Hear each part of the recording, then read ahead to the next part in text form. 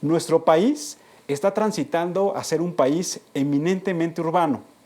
Hoy, México es uno de los países en donde mayores zonas metropolitanas de más de 1 millón de habitantes contamos y contaremos también en los próximos 25 años. Es importante entonces que nosotros los ciudadanos tengamos muy claro que no solamente cuando prendemos la luz en nuestra casa, cuando abrimos la llave y tenemos agua potable, o cuando tiramos la basura y la recoge el camión, ¿cuál es la viabilidad de que las ciudades vayan teniendo la mayor capacidad para gestionar eficientemente los servicios públicos que estamos demandando?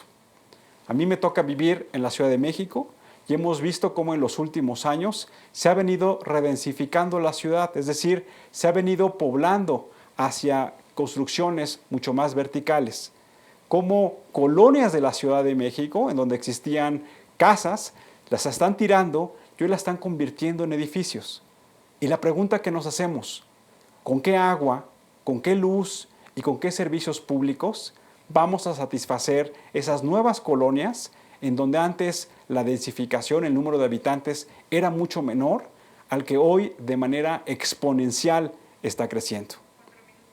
Y esa entonces debe ser la reflexión que hoy queremos hacer conjuntamente en este programa.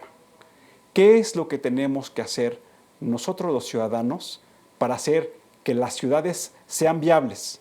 Alfonso, buenas noches. ¿Cómo estás, Tulio? Muy buenas noches. Alfonso, un poco hablábamos ahorita de la importancia que tiene la ciudad como el espacio no solamente en donde interactuamos todos los días, en donde crecen nuestras familias, en donde nosotros convivimos con otros ciudadanos, en donde podemos expresar nuestras ideas, sino también la ciudad como el espacio económico en donde hoy las economías locales tienen la posibilidad de ser mucho más competitivas. ¿Por qué no nos platicas, Alfonso, de la propuesta del Partido Acción Nacional? El Partido Acción Nacional, Tulio, está proponiendo un nuevo marco jurídico para tener ciudades humanas y de calidad.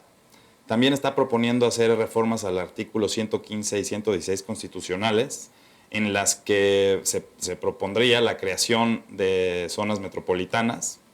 Está proponiendo también promover la seguridad vial, que haya mucho menos accidentes, o sea, políticas para que haya mucho menos accidentes en las vialidades. Está proponiendo un fondo en el presupuesto de egresos para que se fomente el uso del transporte público y en ese mismo fondo también para que se utilice para que la gente pueda tener ese transporte público, sea de calidad. Está proponiendo también un marco de incentivos fiscales para que la gente prefiera utilizar el transporte público al transporte privado. Y está proponiendo también la creación de un observatorio nacional para el ordenamiento territorial. Debemos recordar a nuestros amigos que ahora que vamos a elegir a diputados federales, una de las atribuciones fundamentales que tienen estos representantes populares es la aprobación del presupuesto de egresos. Y en ese sentido me parece importante recalcar la propuesta que hace el Partido Acción Nacional de que haya un fondo en los gobiernos locales administrado y suministrado por el gobierno federal para poder fortalecer la capacidad de los gobiernos locales de dotar de la infraestructura urbana necesaria, incorporando también, como tú mencionabas, la reconversión de todo el sistema de transporte público. ¿Por qué no nos platicas la propuesta del Partido Revolucionario Institucional? Está promoviendo hacer legislación para dotar de capacidad, de mayores capacidades institucionales a los gobiernos municipales, fortalecer la institucionalidad en estos gobiernos estatales y municipales, atacar las causas de la ausencia de un sistema de transporte público, también se mete con el tema del transporte público. También buscar la precisión de los indicadores que permitan detectar si las políticas para el desarrollo urbano son correctas o no. Incentivar también la participación de los 3 niveles de gobierno en el crecimiento de las manchas urbanas, que hoy en día es un problema bastante grave. Crece mucho más que la población en algunas zonas del país. Y eso es en resumen lo que está planteando el PRI. Sí, llama la atención, como lo establecía también la propuesta del PAN, del fortalecimiento de los gobiernos locales, porque como ustedes saben, tú mencionabas con respecto a la propuesta del PAN, de los artículos que están en la Constitución, en donde le dan al municipio la potestad del desarrollo urbano. Y pareciera ser entonces que hoy la incapacidad de los gobiernos locales, no solamente en capacidades me refiero a la gestión que puedan tener las personas que participan y colaboran en ellos, sino también en suministrar los recursos necesarios para poder generar no solamente la infraestructura, sino administrarla de manera eficiente. Y con respecto a la propuesta del PRI, llama la atención es este fortalecimiento de los gobiernos locales y esta coordinación de los 3 niveles de gobierno. ¿Por qué no nos platicas de la propuesta del Partido de la Revolución Democrática, Alfonso? Pretende impulsar un marco jurídico que permita ordenar o reordenar el territorio. Permite también implementar políticas eficientes para desarrollar las capacidades otra vez de los municipios y los gobiernos para el cambio climático, que creo que es un tema que es importante y de grande relevancia incluso a nivel mundial. También un impulso firme a la descentralización y desconcentración urbana. Pretende fomentar la creación o la generación de ciudades medianas y pequeñas. Y también la formulación de políticas y disposiciones legales que otorguen, para evitar cacicazgos y que los liderazgos de los gobiernos estatales y municipales pues, sean fuertes y permitan hacer actos lícitos. O sea, llama la atención que la propuesta del Partido de la Revolución Democrática, que hoy, por ejemplo, gobierna una de las ciudades más importantes de México, pues hable de eso, ¿no? De los grupos corporativos que se convierten en grupos de interés que lesionan y algunas veces impiden y obstaculizan políticas públicas que realmente vayan orientadas a donde tienen que estar, al centro de la política que deben ser los ciudadanos. Otra de las que se me estaba olvidando es, están proponiendo la creación de una Secretaría de la Vivienda que coordine todos los organismos que están dedicados a la vivienda, y entonces ahí haya una coordinación pues, mucho mayor. Oye, Alfonso, ¿por qué no nos platicas del Partido Verde? El Partido Verde, Tulio, está proponiendo requerir seguros y garantías para todos aquellos proyectos que atenten contra temas ecológicos.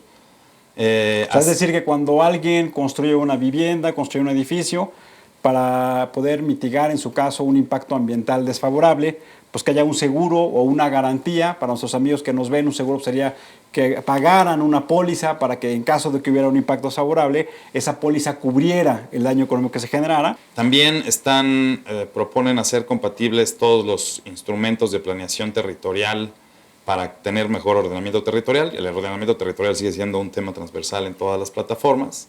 Impulsar el aumento de capital, per cápita de áreas verdes, es decir, que por cada ciudadano que vive en las ciudades, incrementar el número de áreas verdes que tenga la ciudad. También proponen tener mucho más cuidado con el tema de los usos del suelo en los bosques. O sea, es como una cadena, ¿no? O sea, primero teníamos el bosque, en donde pues ahí había una protección del ecosistema. Después ese bosque lo talamos y ahí los agricultores empezaron a hacer sus cultivos. Y después llegó alguien que quiso hacer algún desarrollo habitacional y ese suelo forestal que se convirtió en suelo agrícola, hoy se convierte en suelo urbano. Es correcto. También lo que están proponiendo para los desarrollos que estás diciendo que hacen, la obligatoriedad de ecotecnologías, que estas pueden ser pues, focos ahorradores, calentadores solares, paneles solares. ¿Por qué nos platicas de Nueva Alianza, Alfonso? Nueva Alianza está proponiendo ampliar la cobertura para temas de vivienda social y está planteando fortalecer al Infonavit, al Fobiste y a los organismos de vivienda de las Fuerzas Armadas.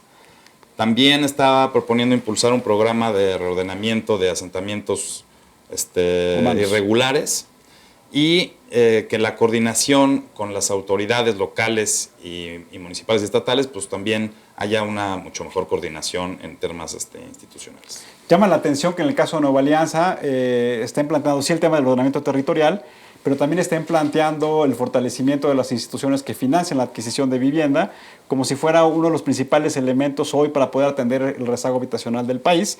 Y no solamente, o sea, hoy, y es lo que estamos conversando ahorita, es un tema de rezago habitacional, sino sobre todo es un tema, insisto, de la viabilidad de las zonas metropolitanas y de las ciudades en el largo plazo. Es correcto, Tulio.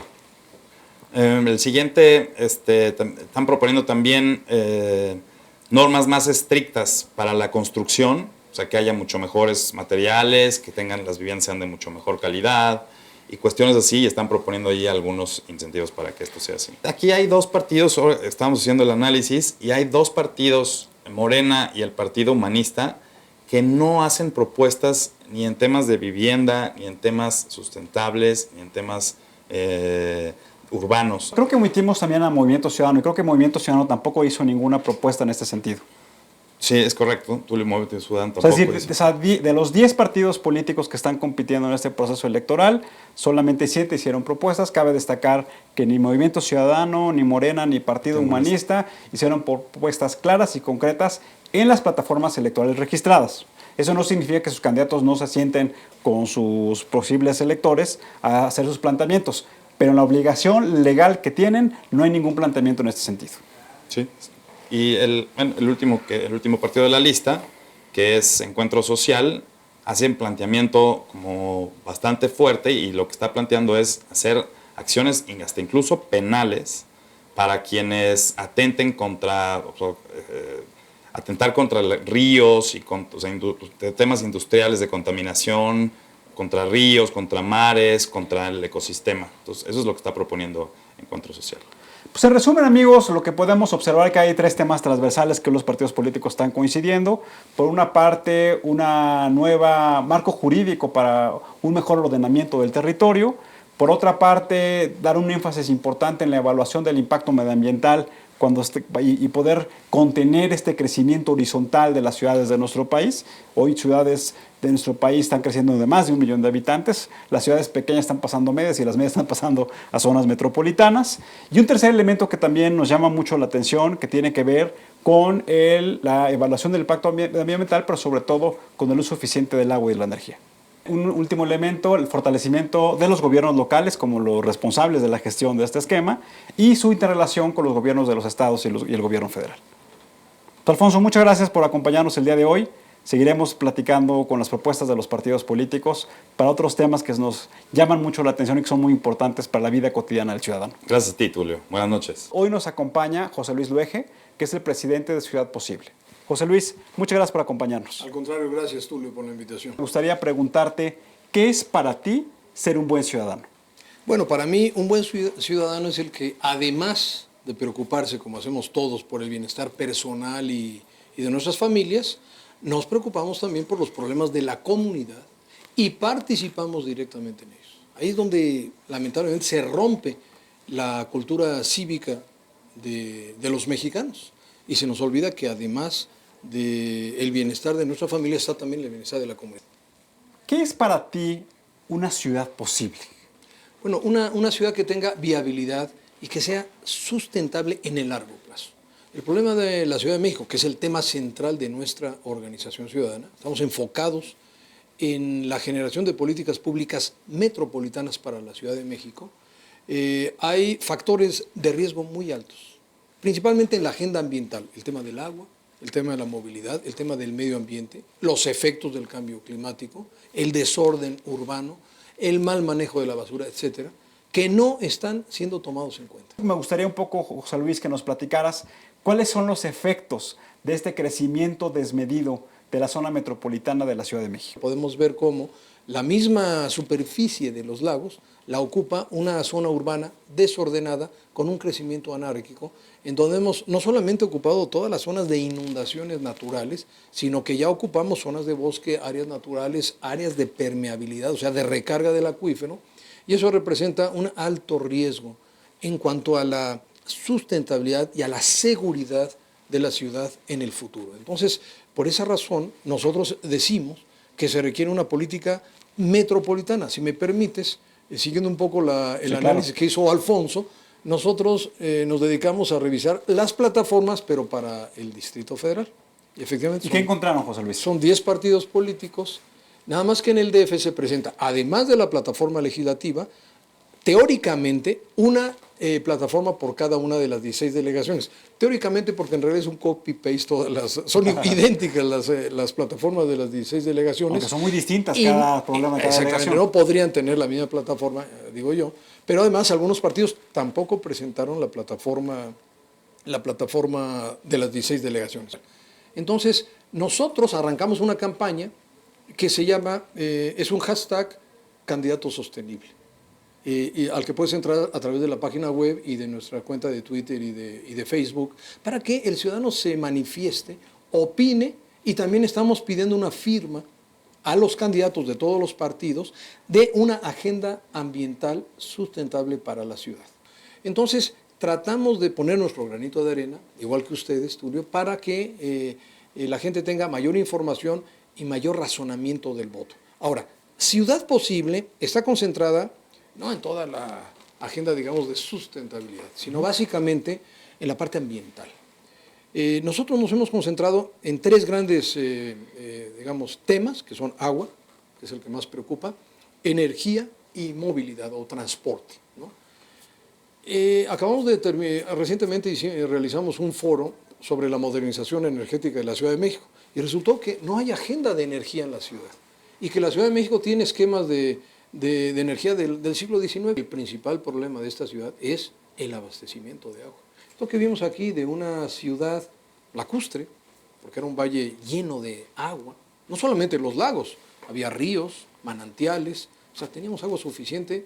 Tendríamos la lluvia que recibimos anualmente, Tulio, es más de 3 veces el volumen total que se requeriría para todo. O sea, para uso público urbano, lo poco que queda de agricultura y uso industrial. Y sin embargo, todo el agua de lluvia no la utiliza. Los datos con los que contamos nosotros demuestran de forma fehaciente, con datos duros, que nos vamos a quedar sin agua. ¿Por qué? Porque esto que vimos de un lago impresionante, pues se demuestra una cuenca saturada, ¿no? Cuando se acabó el agua superficial, empezamos con popotes a extraer el agua del subsuelo, en un acuífero, es el agua subterránea, muy rico. Pues ese acuífero se está agotando. Estamos agotando el acuífero por estas dos primeras gráficas, es decir, nosotros no tenemos recarga, estamos extrayendo muchas veces más de lo que se recarga el acuífero. Eso debía ser exactamente al revés, o sea, la extracción debería de ser la columna de la izquierda y la recarga la de la derecha, y eso te daría garantía de sustentabilidad en el futuro. Lo que estamos haciendo es que el agua cada día está a menor nivel. O sea, estamos extrayendo 5 veces más de lo que recargamos. En promedio, en el acuífero del Valle de México o de la zona metropolitana, 4 veces más. Ahora, el problema del agotamiento del acuífero es verdaderamente de emergencia nacional. Y eso implicaría una agenda del agua, no solamente para el Distrito Federal, sino para todo el Valle de México, adoptado desde el gobierno federal, el gobierno del Distrito Federal y fundamentalmente del Estado de México. Bueno, ni uno ni otro, ni tampoco el federal, lo están tomando en cuenta. Y México, entiendo que junto con el gobierno federal y la sociedad civil y la academia, se llevó a cabo una agenda de futuro del agua que le llamamos la Agenda 2030. ¿Nos podrías platicar de las principales características de esta agenda? Yo creo que México ha tenido una política correcta, que es ya muy antigua, que es muy parecida a las políticas europeas de confederaciones hidrológicas, que es la administración del agua con visión de cuenca. Desde 1926, que se conformó la Comisión Nacional de Irrigación, la antecesora de la Secretaría de Recursos Hidráulicos, se estableció esta visión de tener administración del agua por la cuenca. ¿Qué es la cuenca? Es los escurrimientos en una región geográfica del país. Entonces tienes las grandes cuencas y luego las subcuencas. Es decir, la lluvia que cae en las montañas y que va escurriendo a los valles. Exactamente, a los valles, y entonces tienes ríos, arroyos, ríos, lagos, etcétera, y todo eso te va conformando la cuenca. Y ahí que tienes asentamientos humanos, actividades agrícolas, actividades industriales, y tienes una serie de concesiones o de asignaciones de volúmenes de agua de acuerdo al volumen de escurrimiento. Ese balance es muy delicado y muy complejo. Y me parece que esa administración fue correcta en aquella época. Y luego vino digamos, la reforma de la Secretaría de Recursos Hidráulicos. Se hace una pésima diseño entre la Secretaría de Agricultura y la SARCH famosa, que fue un error. Finalmente, nuevamente se retoma la idea y se conforma la Comisión Nacional del Agua.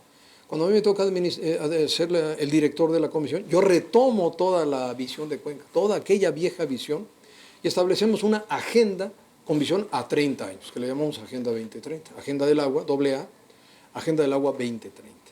Y la parte central de esta agenda era la visión de Cuenca y de largo alcance, ¿no? Si no lo hacemos así, Tulio, normalmente caes en la coyuntura, en el día a día, y se pierde una buena administración del recurso, y lo que está pasando ya en muchas ciudades y en muchos estados del país no hay agua. Y pareciera ser entonces que por un tema político, hoy no se discute la tarifa, no se incrementa el impuesto predial, no se incrementa el costo del agua. Por otra parte, los ciudadanos dicen, oye, pues a mí no me incrementes el costo porque yo pienso que la calidad de los servicios no va con base a la calidad de los servicios que estoy recibiendo.